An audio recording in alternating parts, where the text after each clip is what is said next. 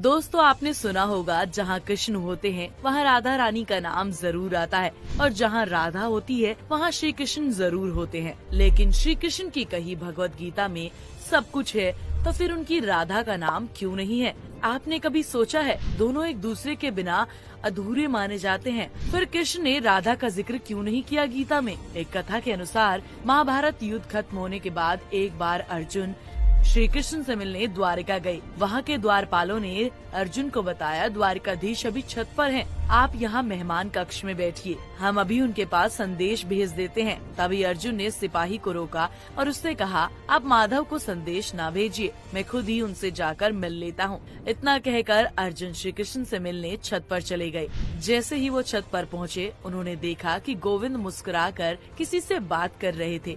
जब अर्जुन श्री कृष्ण के थोड़े पास गए तो उन्होंने देखा चांद को देखकर उनसे बात कर रहे हैं। दरअसल चांद में राधा रानी की छवि दिखाई दे रही थी और श्री कृष्ण अपनी राधा से बात कर रहे थे। अर्जुन चुपचाप वहां खड़े होकर गोविंद का इंतजार करने लगे। वहीं दूसरी ओर ब्रिज में राधा यमुना किनारे खड़ी चांद में श्री कृष्ण को देखते हुए उनसे बात कर रही थी। तभी राधा ने श्री कृष्ण से पूछा, कहा ना तुमने अर्जुन को इतना श्रेष्ठ गीता ज्ञान दिया जिससे वो महाभारत जैसे युद्ध में जीत हासिल कर पाया, लेकिन तुमने उसे वो रहस्य क्यों नहीं बताया? इतना कहने के बाद राधा रानी की छवि उस चांद से गायब हो गई। अर्जुन ये बात सुनकर चौंक गए और उनके मन में बेचैनी होने लगी। आखिर माधव ने मुझे कौन सा रहस्य नहीं बताया और क्यों? बहुत देर वो वहीं खड़े खड़े सोचते रहे।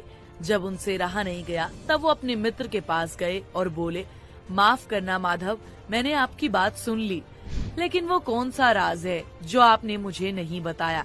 राधा जी को उस रहस्य के बारे में कैसे पता? श्री कृष्ण बोले, पार्थ, अगर मैं वो रहस्य तुम्हें युद्ध भूमि में बता देता तो तुम युद्ध करने लायक नहीं रह जाते। अर्जुन ने पूछा, ऐसा कौन सा रहस्य है गोविंद? तब श्री कृष्ण ने उन्हें बताया, वो रहस्य राधा ही है अर्जुन। राधा ही सारे वेदों का सार है। अगर उस समय तुम्हें राधा तत्व का ज्ञान हो जाता तो तुम्हें समाधि मिल जाती और तब तुम युद्ध न कर पाते, क्योंकि श्री राधा को जानने के बाद कुछ भी जानना बाकी नहीं रह जाता। सिर्फ राधा नाम जपने से ही इंसान सब वेदों का पार पा लेते हैं और धर्म की स्थापना के लिए वो युद्ध जरूरी था। वैसे आपको बता दें, यहाँ पर राधा तत्व का मतलब है जिसकी पूजा खुद श्री कृष्ण करे, उस तत्व का नाम राधा तत्व है। ये तो हुई रहस्य की बात जो माधव ने पार्थ को नहीं बताया था।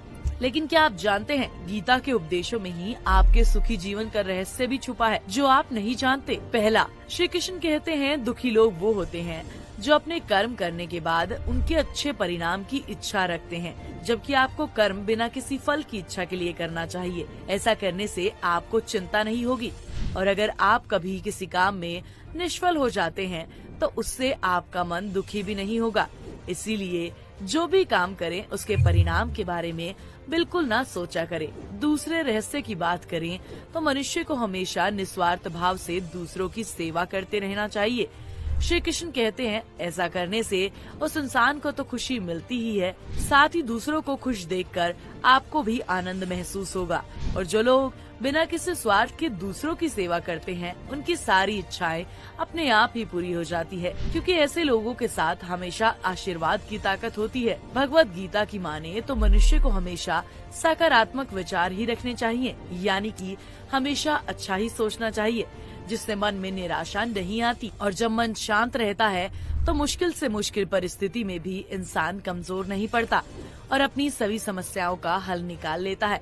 अब बात करते हैं चौथे राज की। गीता के अनुसार काम, क्रोध और लोभ मनुष्य के लिए नर्क के सभी द्वार खोल देते हैं। जिस व्यक्ति में ये 3 गुण होते हैं उनका नाश निश्चित होता है। ऐसे गुणों वाले व्यक्ति न अपना भला कर पाते हैं और न ही दूसरों का। इसलिए इंसान को अपनी जिंदगी में कभी भी ये 3 गुण नहीं अपनाने चाहिए। 5वां और आखिरी रहस्य है, मनुष्य को अपनी दिनचर्या और खाने पीने का खास ध्यान रखना चाहिए। सात्विक खाने वाले और नियमित दिनचर्या का पालन करने वाले लोगों को कोई रोग नहीं होता। ऐसे लोग स्वस्थ रहते हैं और स्वस्थ शरीर होने से मन के विचार भी अच्छे आते हैं, जो हमें किसी भी परिस्थिति में सही निर्णय लेने में मदद करते हैं। तो दोस्तों, आपको ये वीडियो कैसा लगा हमें जरूर बताएं और साथ ही वीडियो से जुड़े सवाल हमें कमेंट करके पूछें।